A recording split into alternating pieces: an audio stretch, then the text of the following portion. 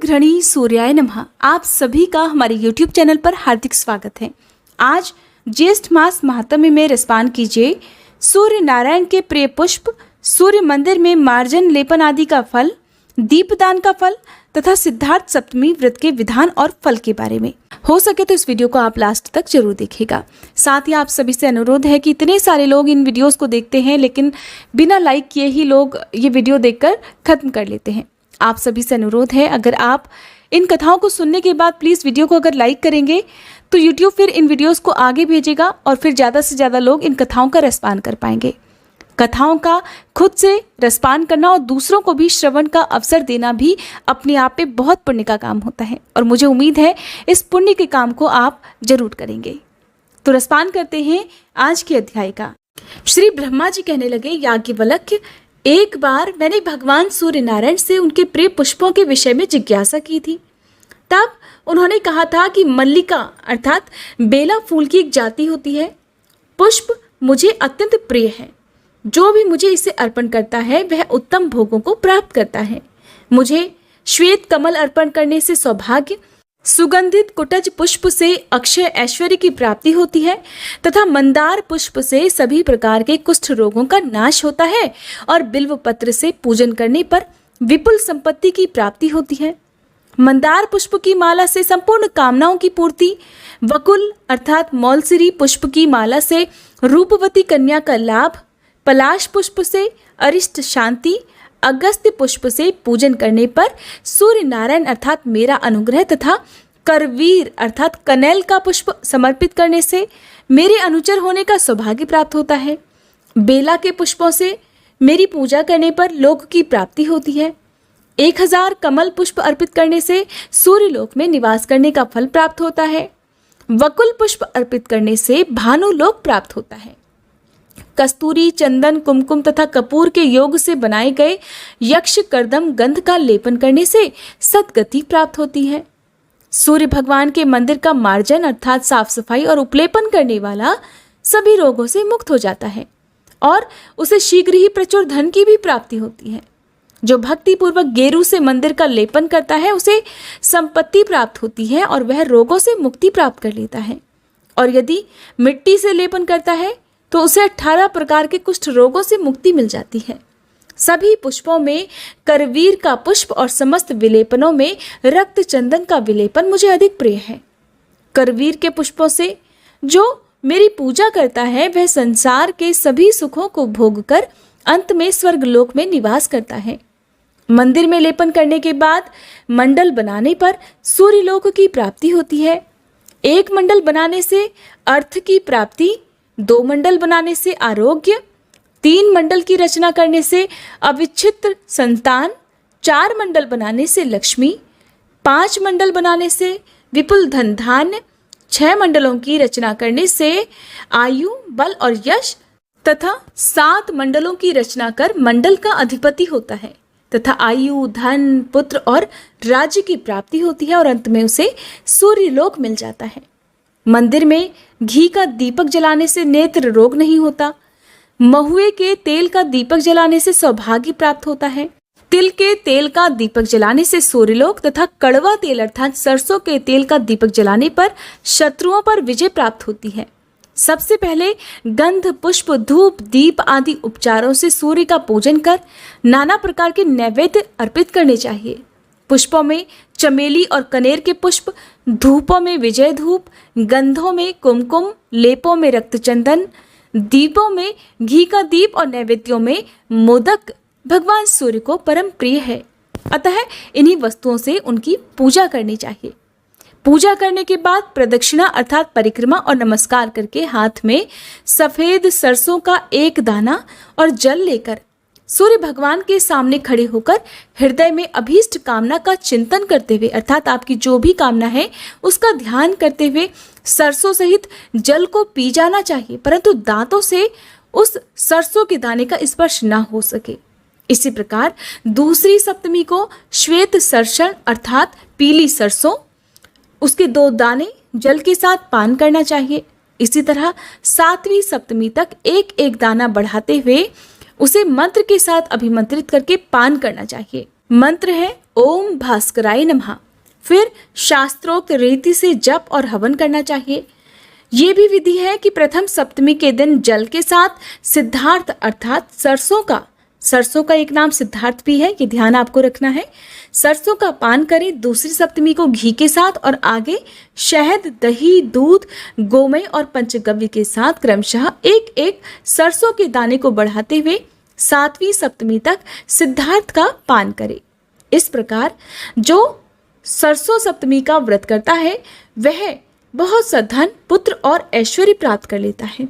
उसकी सभी मनोकामनाएं सिद्ध हो जाती हैं और वह सूर्यलोक में निवास करता है। अगला अध्याय है शुभाशुभ स्वप्न और उनके फलों के बारे में।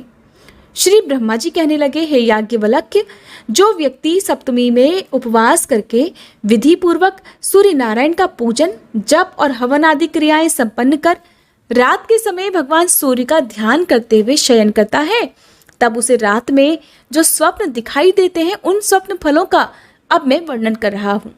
यदि स्वप्न में सूर्य का उदय, इंद्रध्वज और चंद्रमा दिखाई दे तो सभी समृद्धियां प्राप्त होती हैं।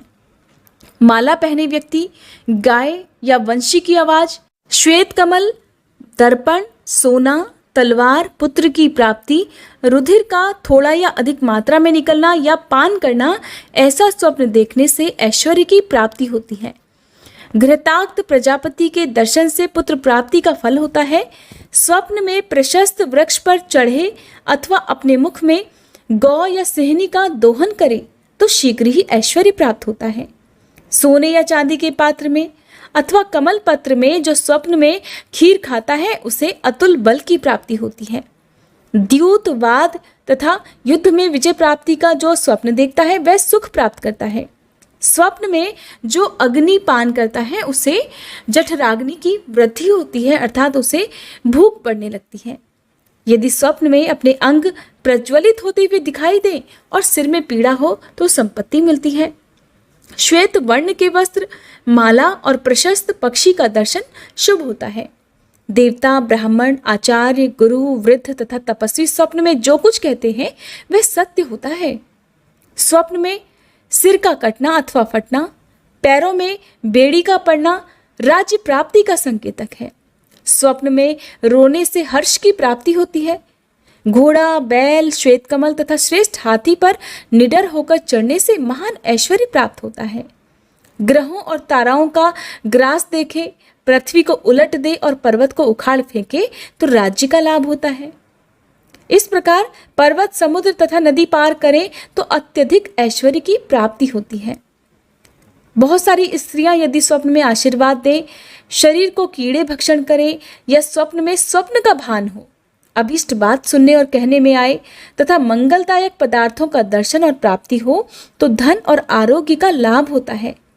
जिन स्वप्नों का फल राज्य और ऐश्वर्य की प्राप्ति है, यदि उन स्वप्नों को रोगी देखता है तो वह रोग से मुक्त हो जाता है। इस प्रकार रात में स्वप्न देखने के बाद अगले दिन प्रातःकाल स्नान कर राज्य पुरोहित या पंडित जी, आसपास जो मंदिर में पुजारी होते हैं उन्हें या फिर भोजक को अपना स्वप्न सुनाना चाहिए। ऐसा करने से देखे गए स्वप्न की सार्थकता सिद्ध हो जाती है। ये थी आज की वीडियो। अगले अध्याय में आप जानेंगे सप्तमी व्रत के उद्यापन की विधि के बारे में। आइए अब जानते हैं ऋषि बालखिल्य के बारे में। बालखिल्य नाम के मुनियों का आकार अंगूठे के बराबर माना जाता है। दक्ष तथा क्रिया से उत्पन्न पुत्री सन्नति से क्रतु ऋषि ने विवाह रचाया था और इसी दंपत्ति से 60,000 बालखिल्य नाम के पुत्र पैदा हुए थे। इन मुनियों ने कश्यप के पुत्र कामना यज्ञ में भाग लिया था। उसी समय देवराज इंद्र ने बालखिल्य मुनियों का उपहास किया था, जिससे रुष्ट होकर बालखिल्य मुनियों ने एक दूसरे इंद्र की उत्पत्ति की कामना की थी।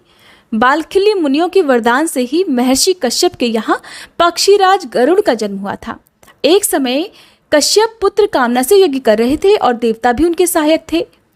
कश्यप ने देवराज इंद्र तथा बालखिल्य मुनियों को यज्ञ के लिए समिधा लाने का कार्य सौंपा था। इंद्र तो बलवान थे, उन्होंने समिधाओं का देखते ही देखते ढेर लगा दिया, किंतु बालखिल्य मुनिगण अंगूठे के बराबर आकार के थे और वे सब मिलकर पलाश की केवल एक टहनी ला पा रहे थे। उन्हें इस प्रकार मिलकर पलाश की टहनी लाते देख देवराज इंद्र ने उनका परिहास किया, उनका मजाक उड़ाया। वे सब इस प्रकार देवराज इंद्र से रुष्ट होकर किसी दूसरे इंद्र की उत्पत्ति की कामना से प्रतिदिन विधि पूर्वक आहुति देने लगे। उनकी इच्छा थी कि पराक्रमी और शक्तिशाली दूसरे इंद्र की उत्पत्ति हो जाए, जो कि इंद्र से भी 100 गुने अधिक शक्तिशाली हो। देवराज इंद्र बहुत संतप्त होकर कश्यप मुनि के पास पहुंचे। कश्यप मुनि इंद्र के साथ बालखिल्य मुनि के पास पहुंचे।